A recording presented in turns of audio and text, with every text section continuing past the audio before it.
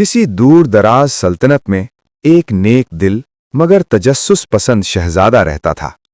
उसे दुनिया की हकीकतें जानने का बेहद शौक था।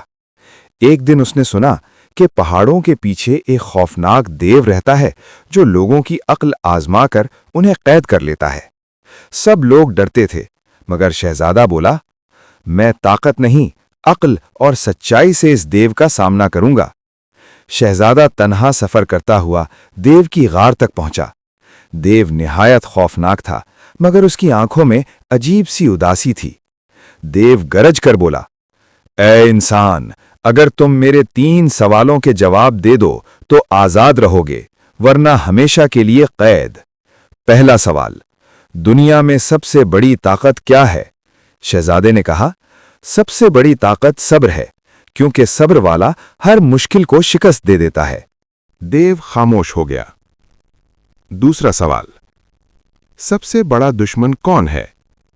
शहजादा बोला, इंसान का सबसे बड़ा दुश्मन उसका गुरूर है। देव की आंखों में हैरत आ गई। तीसरा सवाल, इंसान को हकीकी खुशी कब मिलती है? शहजादे ने जवाब दिया, जब वो दूसरों के लिए जीता है, न कि सिर्फ अपने लिए। ये सुनते ही देव जमीन पर बैठ गया और रोने लगा। उसने कहा, मैं कभी देव नहीं था, गुरूर और तन्हाई ने मुझे देव बना दिया। तुमने मुझे आजाद कर दिया।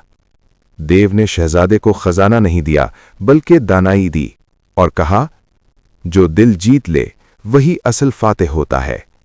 शहजादा वापस लौटा तो वो सिर्फ वली अहद नहीं बल्कि दानिशमंद बादशाह बन चुका था।